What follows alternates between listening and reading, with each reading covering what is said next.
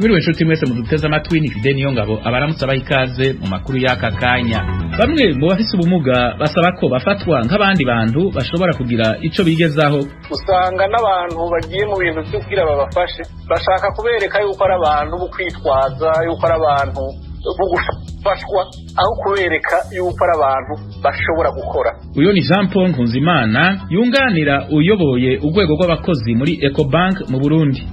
Mu Rwanda sentare nkuru ya Nyarugenge yategetse ko Eugenie Nkundabanyanga umukecuru w'imyaka 80 y'amavuko abandanya gupfungwa mu gihe akirindiriye kuburana mwiyunguruzwa ry'urubanza rwiwe. Mu Burundi ikigo cy'igihugu kijejwe guteza imbere abanyamitahe ADB gihamagarira abanyamitahe kwijukira igisata cy'ivyamwa n'imboga hamwe n'amashurwe mu ntumbero yo kugwiza ivyo Burundi bushorera mu makungu. Ikigo kijejwe kugwanya no kwirinda indwara mu karere ka Afrika CDC gisaba abantu kuguma batekanye mu gihe ibitigiri by'abandura COVID-19 bitera byiyongera cyane. Tutangurire ku makuru avugwa hirya no hino ku isi. Ikigo kijejwe kugwanya no kwirinda indwara mu karere ka Afrika CDC gisaba abantu kuguma batekanye mu gihe ibitigiri by'abandura COVID-19 bitera byiyongera cyane. Impungenge ku bwoko bushasha bw'umugera wa COVID-19 bwa Omicron ziriko ziriyongera muri Afrika y'amara abategetsi bajejwe amagara y'abantu batangaza ko kwicandagisha bishobora gufasha kugabanya ibitigiri by'abandura mu banyagihugu. Muri indwi ibitigiri by'abandura COVID-19 byariyongera bikomeye muri Afrika bivuye kuri ubwo bwoko bwa Omicron. Abandi 52 baranduye COVID-19 muri indwi muri Afrika mu gihe abandi 31 bayanduye muri Afrika y'Epfo. Mu kiganiro yahawe amenyesha makuru hakoreshejwe ubuhinga bwa video umuyobozi w'ikigo CDC cyo muri Afrika John Nkengasong yasavye ibihugu byo muri Afrika gukorera hamwe kugira bihangane n'ubwoko bushasha bwa Omicron. Amenyesha ko hari byinshi bataramenya kuvyerekeye ubwo bwoko bushasha bwa COVID-19 yamara naharuko asaba abantu kutagira ubwoba burengeje. Avuga ko muri iki gihe bafise uburyo buhagije bwo guhangana n'ubwo bwoko bushasha bw'iyo ngwara. Moses Masika umuhinga mu vyerekeye indwara ziterwa n'imigera ari Nairobi muri Kenya avuga ko akarere ka Afrika kazobandanya kugeramigwa gushika igice kinini c'abanyagihugu bako bacandazwa. Abasivile bari mu bantu 10 bapfuye mu gitero cabaye ku munsi wa kane mu buraruko bwa Iraq agirizwe leta ya Islam. Abasivile 3 n'abagwanyi 7 b'abakurde nibo bishwe nguko byatangajwe uno munsi kwa gatanu n'inteko z'abakurde mu buraruko bw'igihugu. Abagwanyi ba leta ya Islam barakoze igitero mu mihana yahitwa Kidir Jina mu manuko bw'igisagara ca Arbil mu ijoro ryo ku munsi wa kane rica abasivile 3. Inteko z'abakurde zivuna umwansi abagwanyi 7 muri bo bahasize agatwe igihe bombe yari yatezwe n'abagwanyi ba leta ya Islam ya Turika. Abo basivile 3 barabana bavukana bafise imyaka hagati ya 11 na 24 b'umutegetsi wo mu mihana ya Kidir Zina nguko inshuti yabo yabitangarije itorokanizo ry'Abafaransa AFP. Lamine Diack yigeze kuyobora urunani mpuzamakungu rw'inkino ngororamubiri yitavye Imana i Dakar muri Senegal.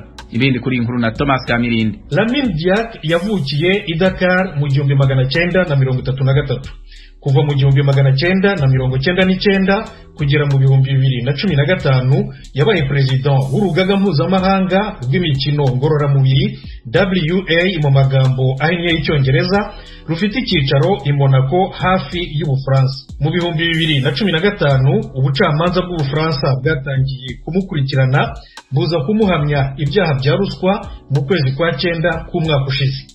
Bwamukatiye gufungwa imyaka 4 irimo 2 y'isubika gihano n'ihazabu y'amayero 500,000 no kuvuga amadolari arenga 560.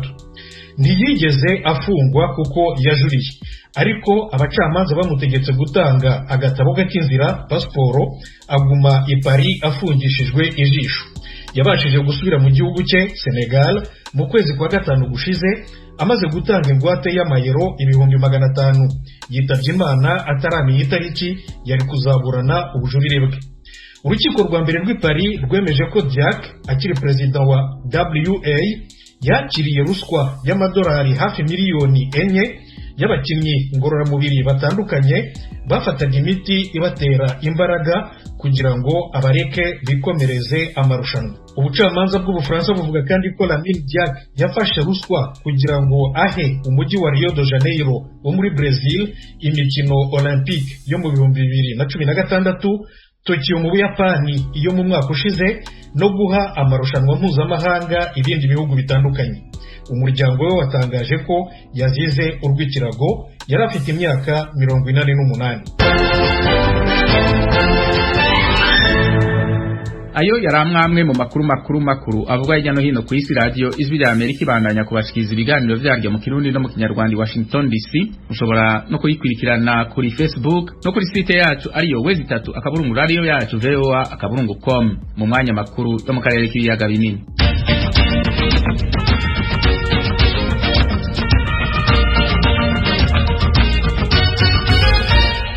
Amakuru yo mu karere k'ibiyaga binini. Mu Rwanda sentare nkuru ya Nyarugenge yategetse ko Eugenie Nkundabanyanga umukecuru w'imyaka 80 y'amavuko abandanya gupfungwa mu gihe akirindiriye kuburana mu yunguruzwa ry'urubanza rwiwe. Aregwa ivyaha vya genocide. Mu kwezi kwa gatanu uyu mwaka niho sentare yategetse ko apfungwa imyaka 30 akarangiza igihano ca sentare gacaca zamuciriye atahari. Eric Bagira ubusara Donido kuri iyi nkuru.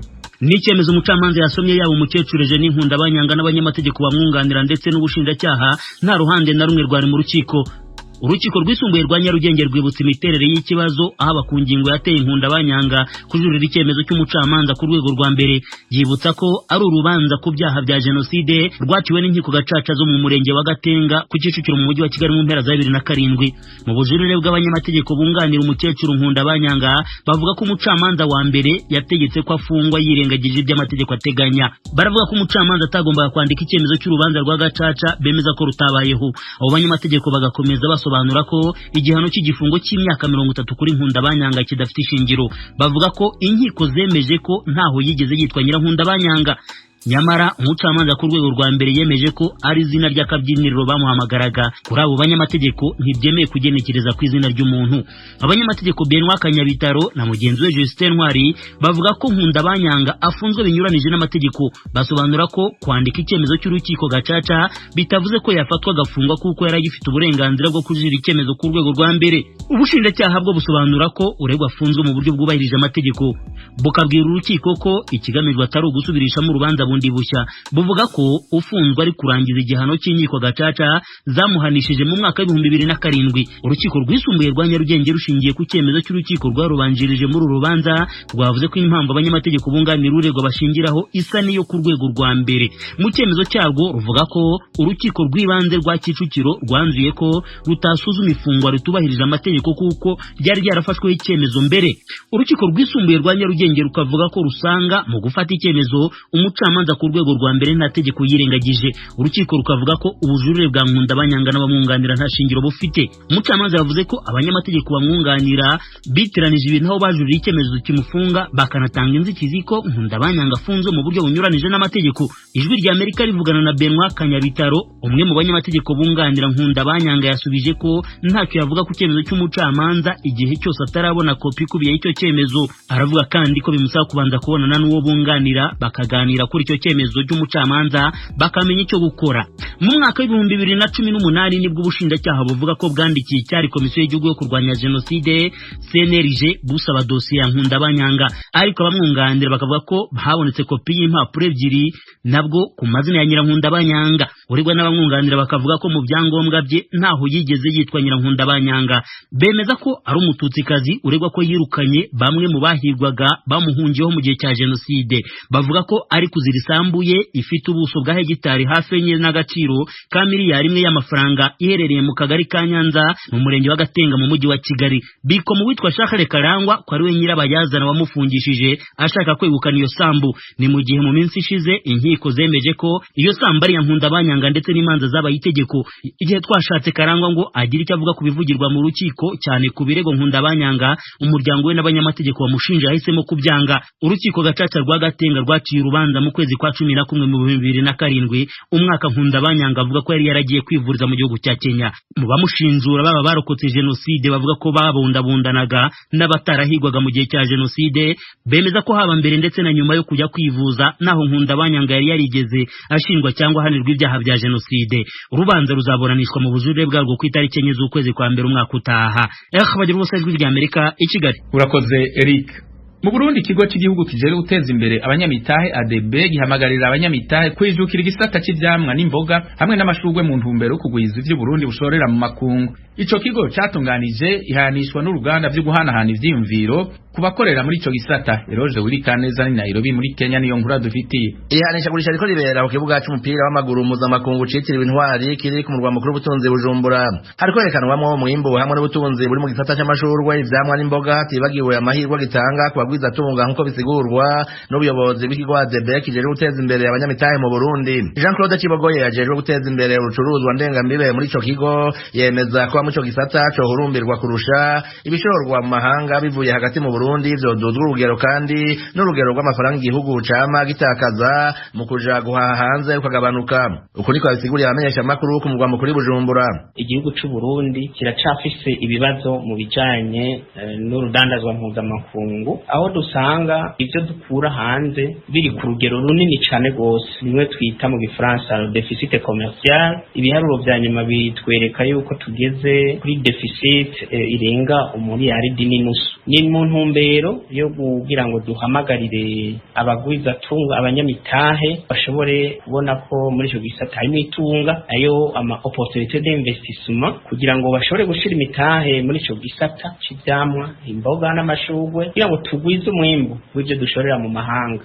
Kibogoye atwara igisata kijejwe urucuruzwa mpuzamakungu muri ADB anamenyesha ko kino gisata vyoroshe cane ko gisahiriza igihugu kongereza amafaranga y'agaciro no gutanga akazi kurusha ku bindi birimwo ibihingurwa hamwe n'ibiterwa bishoka hanze y'u Burundi. Iyo dushorera hanze biracahagaze cane cane kw'ikawa, icayi hamwe n'ubutare navyo nyene bikaba bikiri ku rugero ruto. Biri ku rugero ruto kandi bishorwa bitahinguwe bigatuma nayo amafaranga y'agaciro aguma ari make. Hanyuma uko kuntu dushora bitanahinguwe ntituronka n'akaryo ka création d'emploi, no kuvuga tudashoboye guhingura, no kuvuga amahirwe yo kuronka ubuzi buvuye muri ivyo bikorwa vyo guhingura aba make cane gose. Rero novuga yuko intumbero nyamukuru no kurabira hamwe ivyo bibazo dushoboye kugwiza ivyo dushorera mu mahanga, no kuvuga turonka amahera y'agaciro iyo tubihinguye naho bikarugera ku rugero rwo hejuru, turonka akaryo kuko abantu baronka akazi ari benshi, hakarihwa n'amatagisi bigaca biterera no mu iterambere. Janine Ndayishimiye no mukenyeza jejwe kumenyekanisha ibicuruzwa mu ishirahamwe Keza Mutima rihingura imitobe ivuye mu vyamwa. Avuga ko intambamyi nyamukuru ari kubura umwimbo w'ivyo bahingura.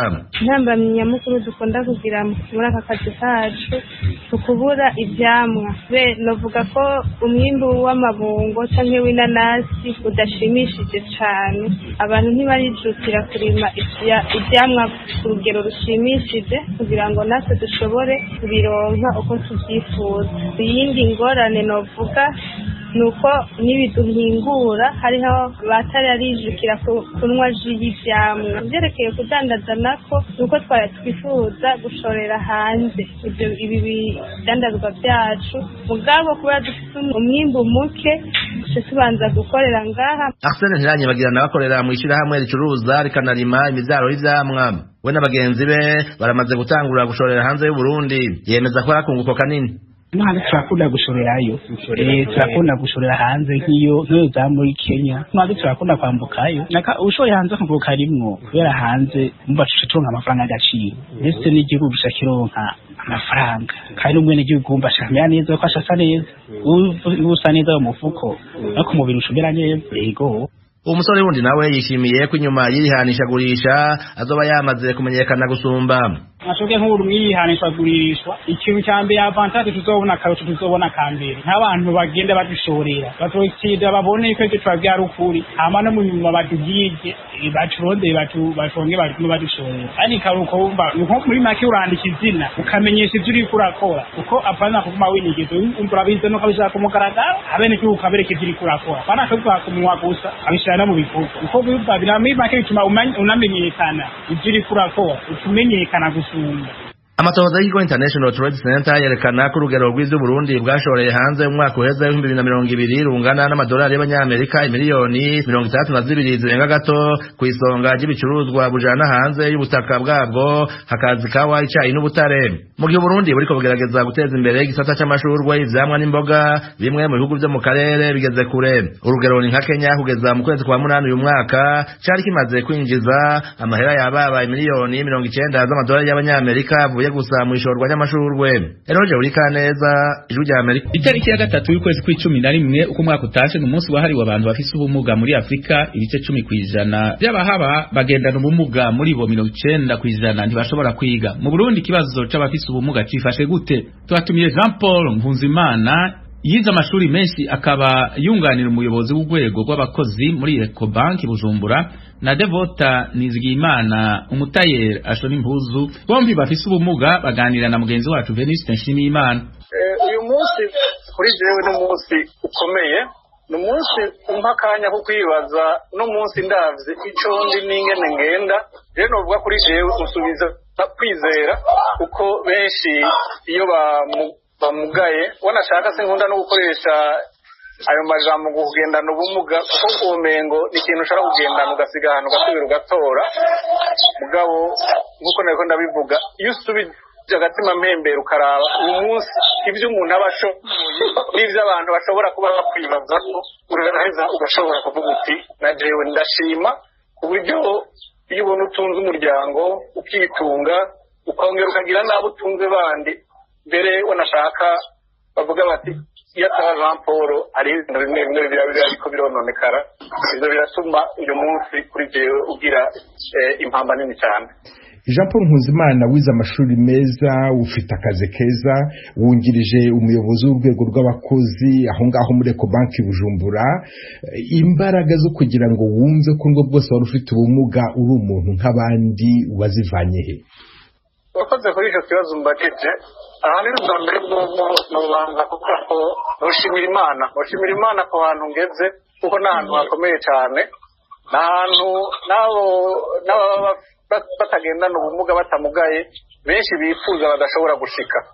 Rero kuri ivyo sinoza kukubwira ngo hari ikintu gikomeye noba narakoze kurusha kugira nshobore kubashitse aho ndi. Mugabo bwa mbere abantu ba mbere novuga bamfashije kurusha abandi n'abavyeyi banje. Abavyeyi maragre urabona umuntu agenda bimugoye, haba impuhwe nyinshi, mugabo bobo ntibigeze banyereka yuko ntegerezwa kwihebura. Banjanye ku ishure ndi umwana muto cyo kimwe n'abandi bana twabana, naho wasanga bigoye gushika ku mashuri. Ndagira Imana ku ishure niga nk'abandi, menya ubwenge nk'abandi, ndatera imbere.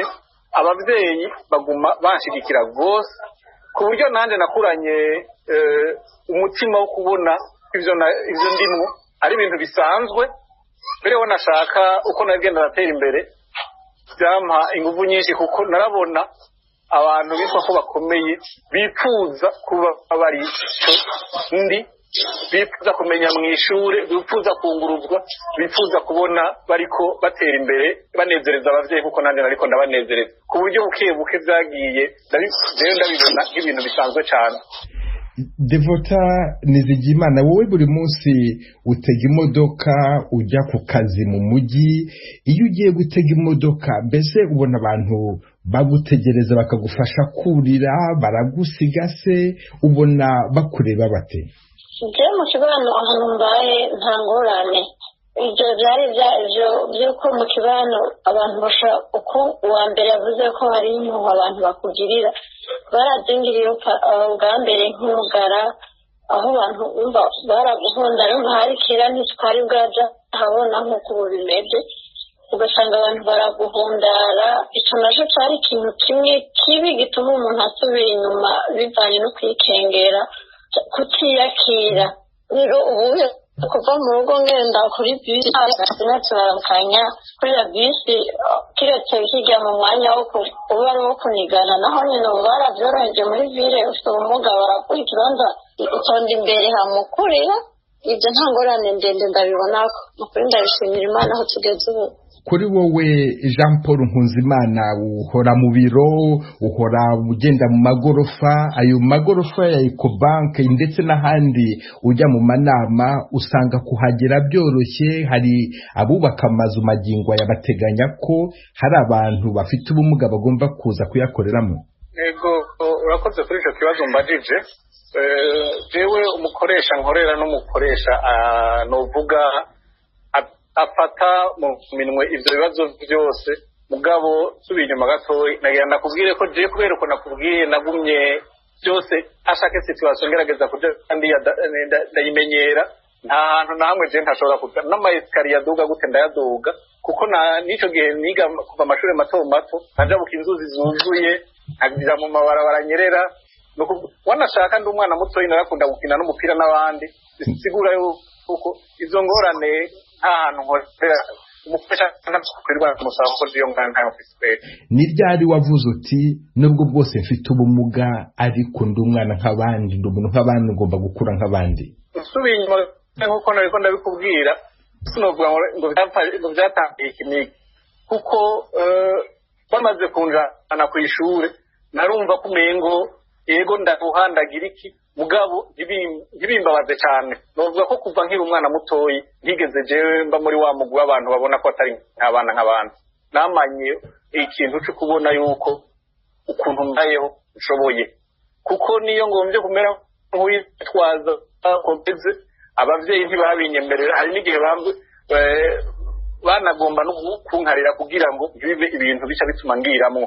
Banashaka nibuka cyane umuvyeyi yamatuvuga iminsi yose iyo twaryamiriye akatuvyura akatubwira yuko kizira kuryamira nk'inzingo. Donka tuvyure twese n'abandi bana tuvukana twese, byaratuma nguma mbona yuko kindi cyo kimwe n'abandi. Ivyo bintu byuko mugaye ntibyigeze bibi bintu byigeze bimbuza amahoro mu mutima kuva nkiri umwana muto.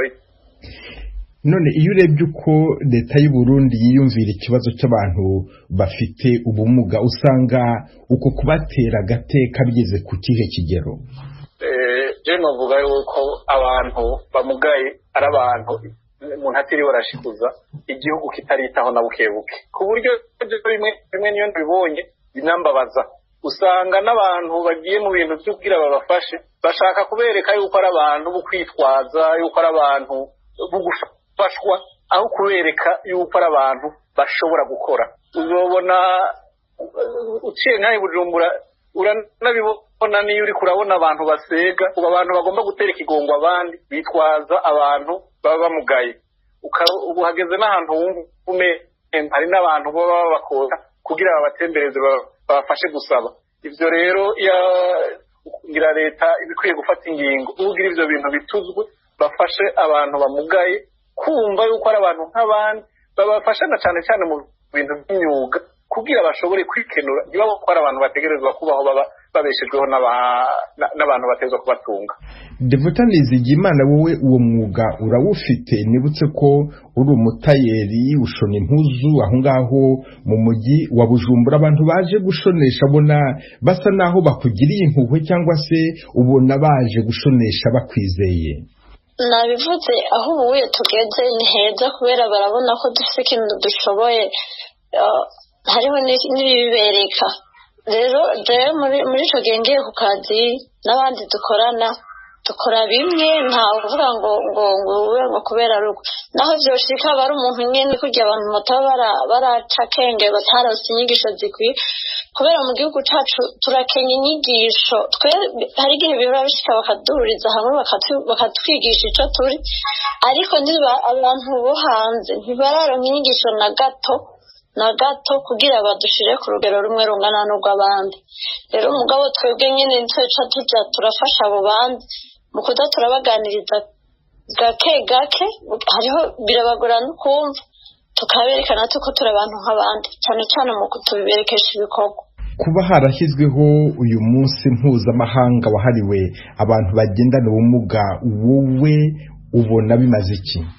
Hari igihe twara duhurira hamwe, kandi n'ubu hariho abandi bahuriye hamwe bakavuga ijambo ry'uno munsi, nakamenya icivugo c'uyu munsi, ni vyiza cane barakoze. Jean Paul Nkunzimana, ndagira ngo nguhe ijambo ryo gusoza. Niki ubona cyakorwa kugira ngo abantu bagendana ubumuga mu Burundi bitabweho nk'abarundi bose? Murakoze kunyongera ijambo, kandi nibaza yuko musubiye ku bibazo mwari muheje kuvugana na mugenzi wanje. Ubwa mbere hoho iyi tariki nibaza yuko ni itariki ikomeye kuba yari yiyumviriwe, naho ibintu nkuko nari nabivuze ibintu byinshi bitarakorwa, kazi muhari nibaza ko bizoja bigenda bitera imbere. Hanyuma icokorwa nuko mpereye kuri leta yacu bugerageza ikibazo c'abagendana ubumuga bakagishira mu bibazo nka kurya bavuga ikibazo c'abapasoni, nka kurya bavuga ikibazo c'abatwa, bakabona yuko ari ikibazo gitezwa kwitabwaho, bakagiha ikibanza mugabo bagatandukanya cyane ku bw'intumbero za politike. Kuko igituma mvuga uko, ubu ndabona abantu ubona bakubwira na ma association ngo ajejwe ngo gufasha no gukingira